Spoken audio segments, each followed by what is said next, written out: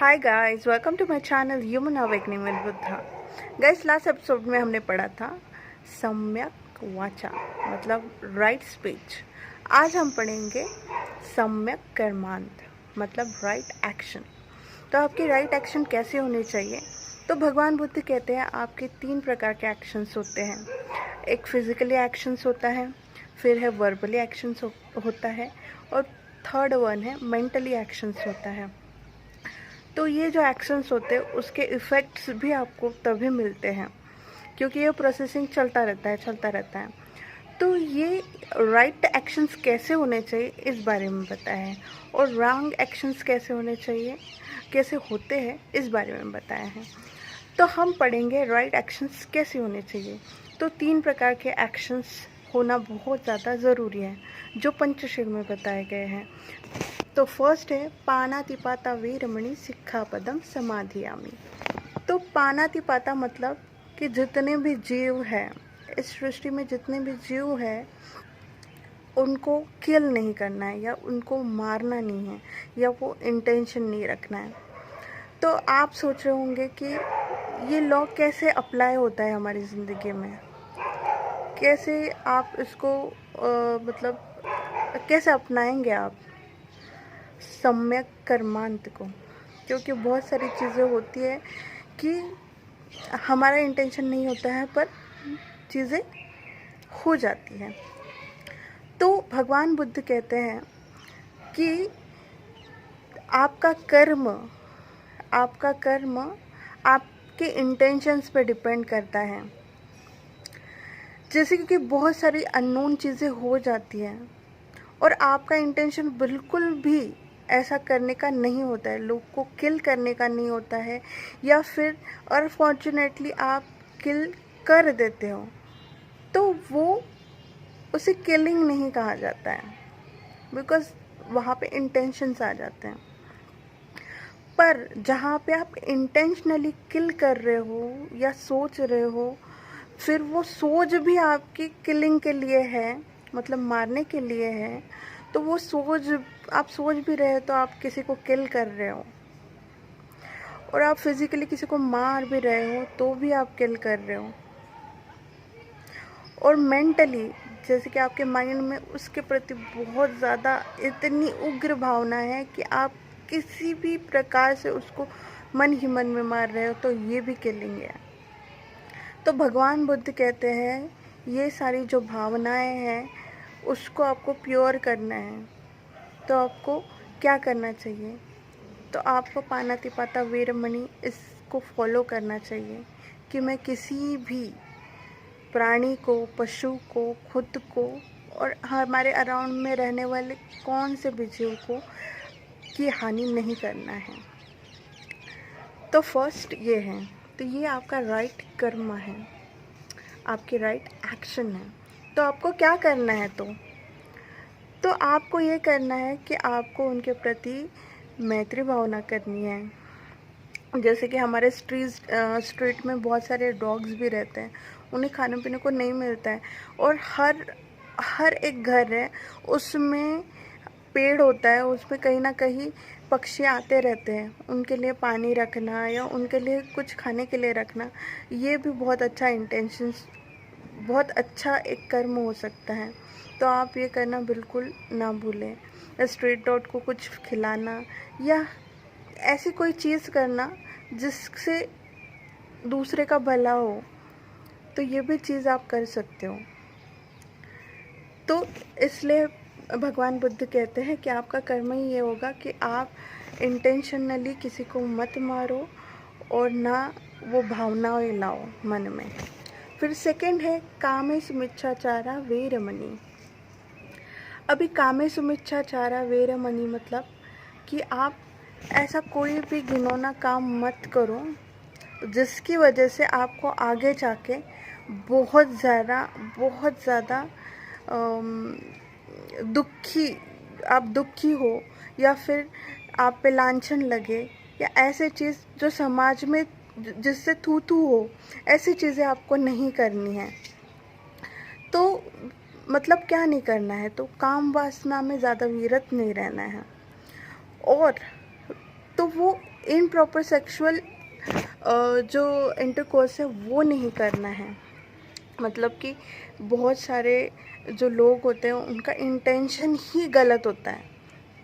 आप समझ सकते हो कि आजकल जो गर्लफ्रेंड बॉयफ्रेंड्स होते हैं या आज कोई भी रिलेशन अगर ये होता है तो वो फिज़िकल नीड के लिए होता है। फिज़िकल नीड के अलावा उनको उसके लिए कोई ऐसा कोई मन में ऐसा कुछ रहता नहीं है, ठीक है, भावनाएं नहीं रहती है। तो सेक्सुअल नीड्स कंप्लीट करते हैं तो वो ठीक है, लेकिन सेक्सुअल नीड कंप्लीट करने के बाद आप किसी का, जैसे कि बहुत सारे वीडियोस आ जाते हैं या फिर उनके प्रति गंदी बातें कही जाती है, या वो वाली चीज़ें नहीं होनी चाहिए। जैसे कि उसी वजह से रेप्स इतने ज़्यादा बढ़ रहे हैं, और जो वुमेंस को देखने का तरीका है या फिर जो भी उनका उनके प्रति जो भी देखने का जो तरीका है वो ख़राब होते जा रहा है। तो ये भी उसमें आता है, कामेश मिथ्याचारा वेरमणि, इसमें भी आता है कि आप ऐसी स्त्री को इस नज़र से देखो ही मत। बुरी नज़र से ना देखना यही एक अच्छा कर्म हो सकता है आपके लिए, क्योंकि जब आप बुरी नज़र से देखोगे तो आपके मन में भी बुरी बातें आएंगी, और बुरी बातें आएंगी तो आप बुरा करने की कोशिश करोगे। तो ये चीज़ें हैं, तो इसलिए भगवान बुद्ध कहते हैं कि काम वासना में विरत मत रहो। थर्ड वन है अदिन्न दाना वेरमणि सिक्खापदम समाधियानि। अदिन्न दाना मतलब कि आपको चोरी नहीं करनी है। बहुत बार ऐसे होता है कि हमसे भी ज़्यादा अच्छी चीज़ें किसी और के पास होती है, तो हमें ऐसा लगता है कि हमें वो चाहिए और उसके लिए हम वो चीज़ लेने की कोशिश भी करते हैं। वो इंटेंशन भी लाते हैं कि वो उसको चोरी कर ले और पता भी ना चले, या वो इंटेंशंस रखते हैं। तो ये भी गलत बात है, ये भी नहीं करना है। तो स्टीलिंग ये भी एक प्रकार का अपराध ही है, चोरी ये अपराध ही है, और उस इंटेंशन से किसी को हर्ट होता है, क्योंकि जो ट्रस्ट फैक्टर है उसमें ट्रस्ट फैक्टर निकल जाता है, क्योंकि ट्रस्ट बहुत ज़्यादा इम्पॉर्टेंट होता है एक रिलेशन में या एक सराउंडिंग में, जो टूट जाता है। तो ये भी बहुत ज़्यादा इम्पॉर्टेंट है। तो आपको ऐसी चीज़ें नहीं करनी है, उल्टा आपको चीज़ें देनी है लोगों को। दान पारमिता जो है उसका पालन करना है, दान देने की कोशिश करनी है, ना कि चुराने की कोशिश करनी है।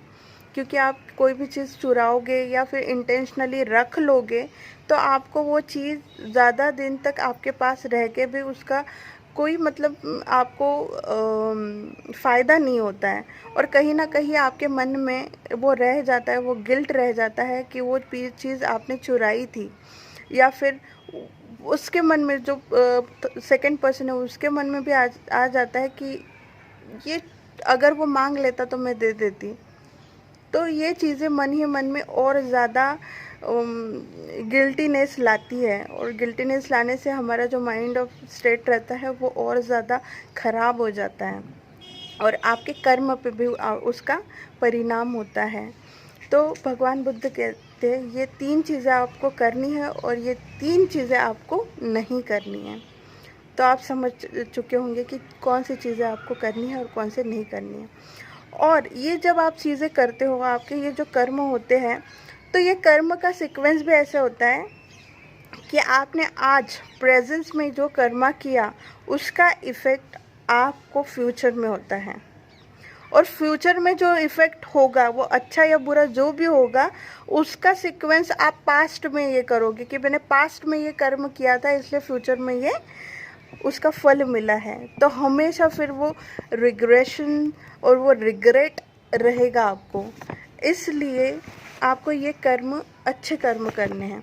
और जैसे कि मैंने बताया था, भगवान बुद्ध ने हमें जो अच्छाई के लिए, मानव के अच्छाई के लिए, डेवलपमेंट के लिए बहुत सारी चीज़ें बताई है।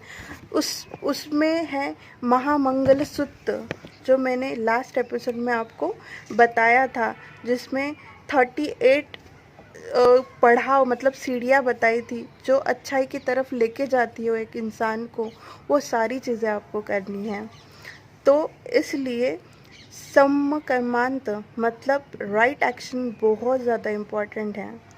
तो इसको आप समझिए। आपको कोई भी क्वेश्चंस होगा तो आप मुझे पूछ सकते हो।